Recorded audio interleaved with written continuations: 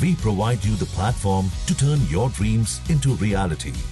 Give wings to your aspirations with KR Mangalam University. Hormuz नाकेबंदी के बीच action में भारत। जयशंकर को इजराइल से आया फोन। भारत इजराइल में हुई क्या बात?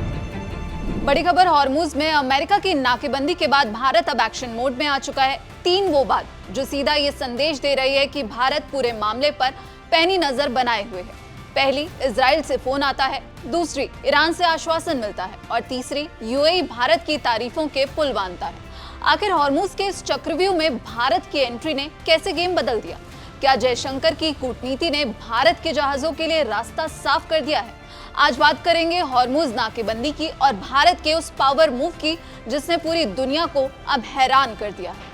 जहां एक तरफ हॉर्मुज़ में नाकेबंदी है तो जो फोन की घंटियां हैं वो भी बजने लगी हैं। भारत के विदेश मंत्री एस जयशंकर को इजराइल के विदेश मंत्री गिदोन का फोन आया। चर्चा का विषय सिर्फ युद्ध नहीं बल्कि वो नब्ज थी जिससे दुनिया की अर्थव्यवस्था चलती है, यानी हॉर्मुज़।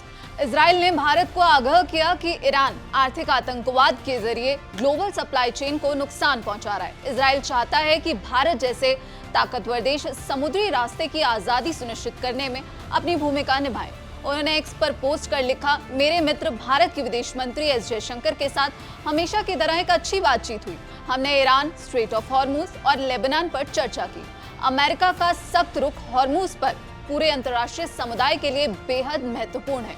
तो ये बड़ा बयान इजराइल की तरफ से देखने को मिला। जहां एक तरफ पूरी दुनिया हॉर्मुज़ को लेकर डरी हुई है कि ईरान हॉर्मुज़ को बंद कर देगा, वहीं तेहरान से भारत के लिए एक स्पेशल मैसेज आता है। भारत में ईरान के राजदूत मोहम्मद फतेली ने साफ साफ लफ्जों में कह दिया, भारत के साथ हमारे रिश्ते बेहतरीन हैं। भारतीय जहाजों को हॉर्मुज़ से गुजरने में कोई आंच नहीं आएगी। अब सोचिए, अमेरिका और इजराइल जहां ईरान पर दबाव बना रहे हैं, वहीं ईरान खुद भारत को सेफ पैसेज का भरोसा दे रहा है। इसे कहते हैं भारत की असली कूटनीति। सिर्फ ईरान और इजराइल ही नहीं, संयुक्त अरब अमीरात यूएई भी भारत की तरफ देख रहा है। यूएई के मंत्री शेख शखबूत ने जयशंकर के अबू धाबी दौरे को गेम चेंजर बताया। उन्होंने दो टूक कहा कि हॉर्मुज़ किसी एक देश यानी ईरान की जागीर नहीं है और इस कॉरिडोर को खुला रखने में भारत की भूमिका सबसे अहम है। उन्होंने आगे कहा, भारत सिर्फ अपनी फिक्र नहीं कर रहा बल्कि हिंद महासागर से लेकर अफ्रीका तक की इकोनॉमी को बचाने के लिए यूएई के साथ कंधे से कंधा मिलाकर खड़ा है। यूएई और भारत एक बड़ी स्ट्रैटेजिक पार्टनरशिप शेयर करते हैं जो हिंद महासागर और अफ्रीका पर फोकस हो रही है। इसमें समुद्री सुरक्षा, कनेक्टिविटी और साथ ही आर्थिक सहयोग पर मजबूत तालमेल शामिल है। तो यहाँ पर हॉर्मुज़ से आखिर आप पर क्या असर पड़ने वाला है वो भी जान लीजिए। दुनिया का जो 20 से 30% कच्चा तेल है वो यहीं से गुजरता है। अगर ये रास्ता बंद हुआ तो पेट्रोल डीजल की कीमतें आसमान छूने लगेंगी। भारत की एनर्जी सिक्योरिटी के लिए ये हॉर्मुज़ ऑक्सीजन की तरह है। आज भारत वो देश नहीं है जो किनारे पर बैठकर तमाशा देखे।